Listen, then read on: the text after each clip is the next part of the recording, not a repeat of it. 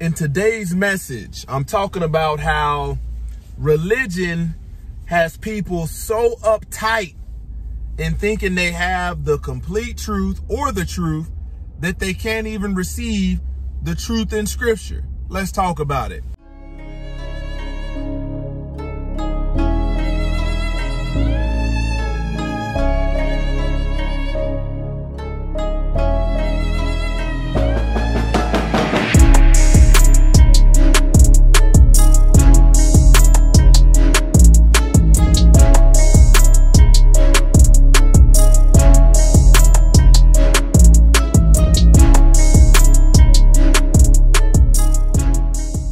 Glory to the Most High, YAH, Shalom. Thank you for tuning in to another Righteous Spirit-filled episode.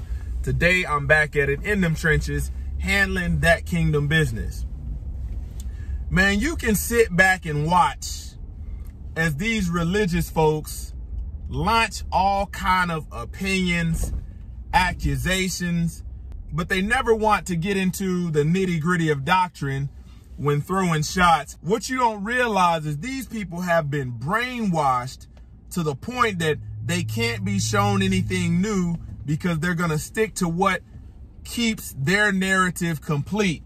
If you show anything to add edification or to add understanding, chances are they reject it.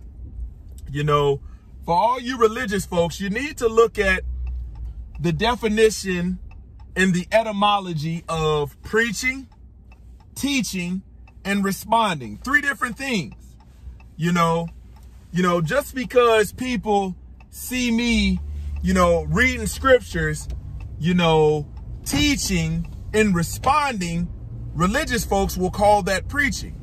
Therefore, boxing themselves into the construct and mindset that anytime you read a scripture or anybody reads a scripture or talks about righteousness, that they are preaching. And that's not the case. See, religious folks got you so focused on primary titles that you forget that there's so much more to righteousness. You can just be an obedient man or woman and never have to preach, never have to teach, never respond. Your obedience to what's in Scripture will get you in the kingdom. This is the same reason why in Israel there are no female preachers, but in these religions, they let it fly wherever they want. They let it fly wherever they want. They just change the rules to fit what they want. Man, I've watched several, Sabbath day sermons or preaching done by Pastor Dow for many years. And for those of you that call him a drunkard, some of y'all say that, he's sinning by drinking on a video while doing what you call preaching, and you're misunderstood. They will have you thinking that everywhere he walks and every word that comes out of his mouth is preaching. And that's not the case, because, when he's training his son, is he preaching to his son or is he training him? Is he teaching him? When he is reacting to other videos that's out there, is that preaching? Is that teaching? Or is that responding with sound judgment using Scripture to edify, where religious folks want to use feelings, emotions, and opinions? You see how we can slice that? But just because somebody rolls up on you or somebody's talking about Abba Yah does not mean that they're preaching. They could be giving a testimony.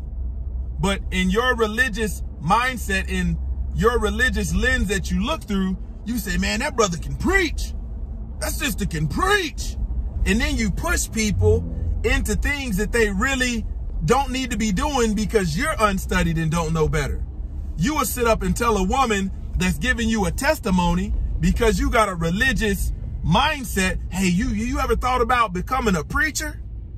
Just because you see it happening in the world, and you will push somebody into disobedience.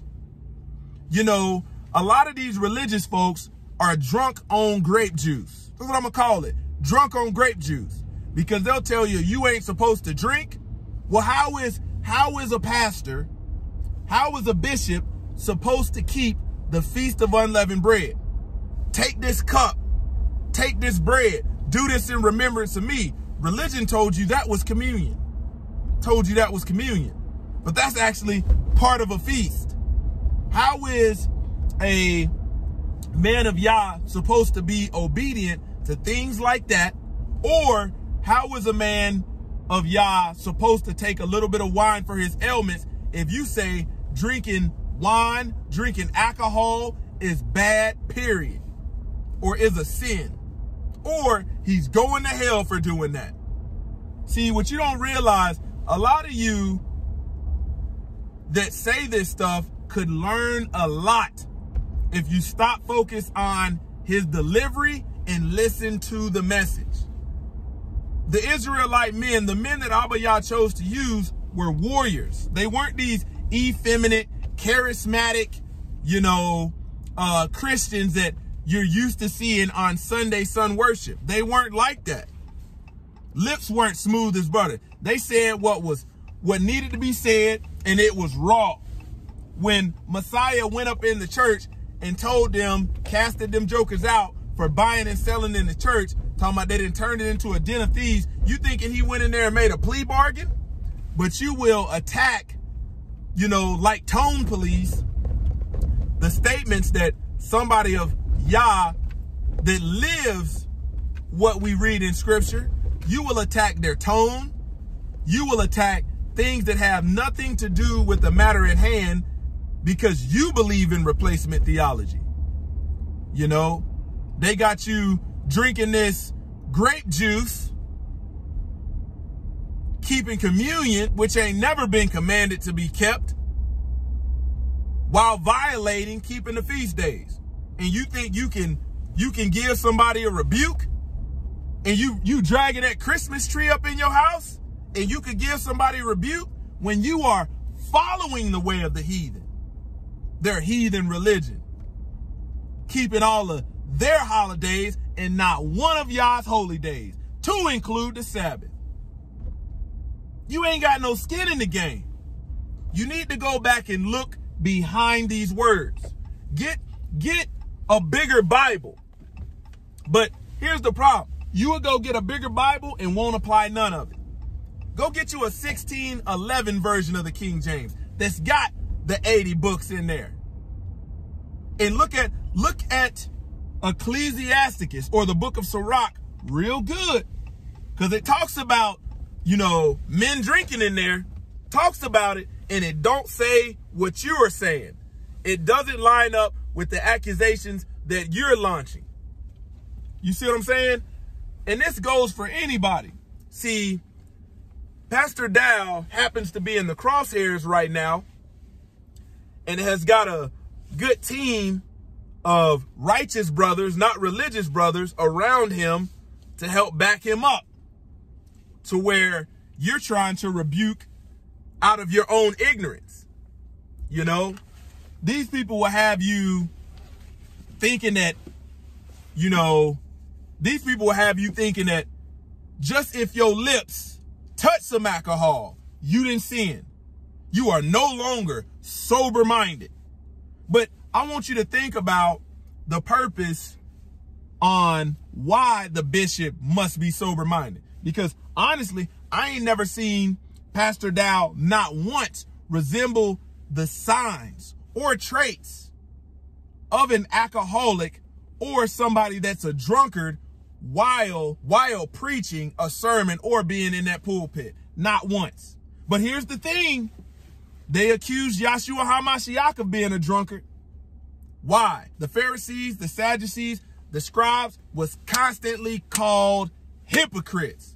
They were the religious folks of scripture, doing everything except what Abba YAH told them to do. Oh, there go Jesus right there. There go Messiah drinking. We got you. That's what they was doing. Man, he's sitting up rejoicing in the name of the Father, having him something to drink, take this cup. Oh, he didn't. Oh, he must have had grape juice in there, according to your teaching. He didn't. People say, man, he didn't put his lips on the cup. But he told, if this stuff was a sin, why would he have told people to do it? See, you guys get so uber religious, you get so far from righteousness. So far from righteousness. And the thing is, because you haven't been taught in truth, you're missing out on what you could be experiencing in righteousness, what you could be taking joy in the name of Yah. And he supports it. Same thing with monogamy and multiple wives. Get so uber religious to where you don't want to look at the etymology of words. Look behind that word one or first. Man, you can't. Yeah, I'm telling you, some of these folks you're not going to be able to help out. But those that have ears to hear will be able to understand it. Will be able to understand it. Man, these guys can continue to launch all kind of wicked assaults, but that truth is like artillery raining down on the enemy. It's like artillery raining down on the enemy. You're gonna have to deal with it. Don't matter about your opinions, your feelings, and your emotions. Keep living false if you want. Keep believing in replacement theology only to find out that you had hope, never arriving at faith, never arriving at understanding, never arriving at truth. Man, you got people that want to argue you out of the NLT, not knowing that, man, there's so many words when it comes to that etymology, and words have meanings. And they stand tough on this stuff while being in ignorance. While being in ignorance. See, oftentimes, these religious folks don't realize they're not even on the milk. They ain't even on the milk. They didn't open up a book that they can't comprehend because they don't want to live none of it. Only thing they want to do is drink grape juice, keep these pagan heathen holidays, and doggone baptize people by people that are unclean, wondering why the Spirit don't come upon them. Wondering why there's no evidence of change. They want to baptize people in the name of the son of a pope. Symbolism. Can't make this stuff up. Closer to God Ministries, kicking it gun barrel straight.